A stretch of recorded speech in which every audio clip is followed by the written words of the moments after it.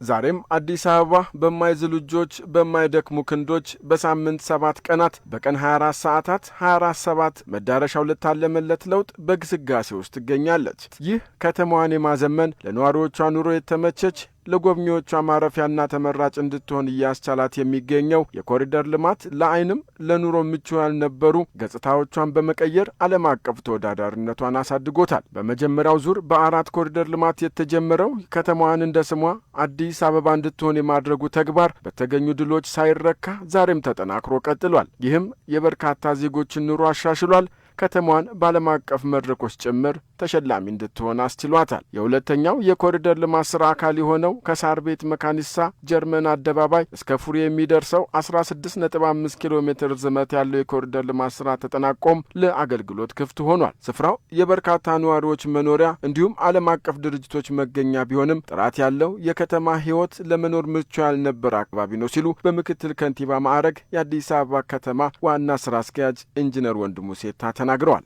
በጣም ትላልቅ ዴቨሎፕመንቶች ያሉበት ብዙ ነዋሪዎች ያሉበት ግን ደግሞ መተንፈሻ፣ መንቀሳቀሻ፣ መስሪያ ጥራት ያለው የከተማ ህይወት ለመኖር የሚያስችል ሁኔታ አልነበረም በኮሪደሩ የነበረው።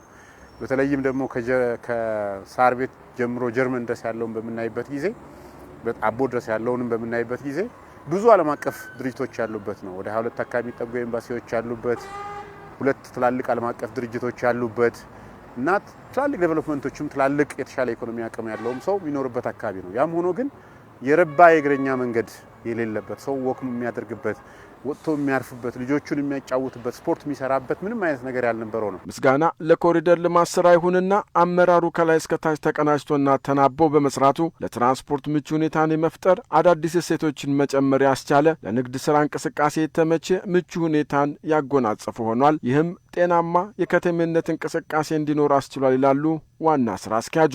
ወይም ደግሞ በሁለቱ በግራና በቀኝ ያሉትን ቦታዎች የለዩ ባሪየሮችን በመክፈታችን ምክንያት ትላልቅ ዴቨሎፕመንቶችንም ለረጅም ጊዜ አባንደንት ተደርገው የነበሩ ቦታዎችን ጭምር ኦፕን አፕ ያደረገና አዳዲስ ኦፖርቹኒቲዎችን ያመጣ ነው።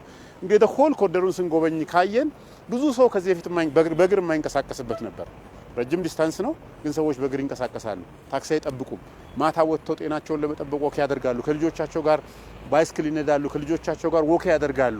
ይሄ ጤናማ የከተሜነት ህይወት እንዲኖር ያደረገም ነው። የከተማችን ቢዝነስ እንቅስቃሴም እንዲስፋፋ ያደረገ ነው። ለከተማችን ቫልዩ ክሬት ያደረገ ነው። የከተማው የትራንስፖርት ፍሰት የህዝብ እንቅስቃሴንም ጭምር ያሳለጠ መሆኑ አዲስ አበባን በዓለም አቀፍ ደረጃ ተወዳዳሪ እንድትሆን ተጨማሪ የመሰረተ ልማት አቅም ያመጣ መሆኑ እንደ አንድ ኦፖርቹኒቲ አድርገን ነው የምንወስደው።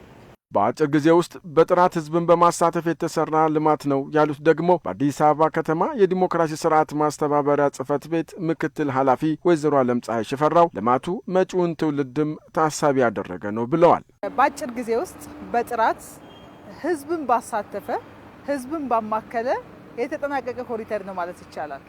እንግዲህ እዚህ ኮሪደር ሂደት ስናየው ከህንጻ ጀምሮ የቢዝነስ ሴንተር እንዲሆን አድርገንም ጭምር ህዝቡን ባማከለ መንገድ የተሰራ ኮሪደር ነው ማለት ይቻላል። እንግዲህ ህዝቡን በጣም ደስተኛ ነው። የህዝብ አድርገነው ወደ ታች ወርደን ከሰራን ህዝቡ ምን ያህል ከኛ ጋር እንደሚቆም ጭምር ያየንበት ነው። ህዝቡንም የነገውንም ትውልድ ፓርቲያችን ብልጽግና የነገንም አሻግሮ የሚያይ የነገን አሻግሮ የሚሰራ ግዙፍ ትልቅ ፓርቲ ነው። ያሰበውን ቃልን በተግባር እውን እያደረገ ያለ ፓርቲ ነው ብልጽግና ፓርቲ። ስለዚህ ያንን ባማከለ ትውልድ ላይ ሰፋፊ ስራዎች እንዲሰራ ተደርጎ የተሰራ ስራ ነው።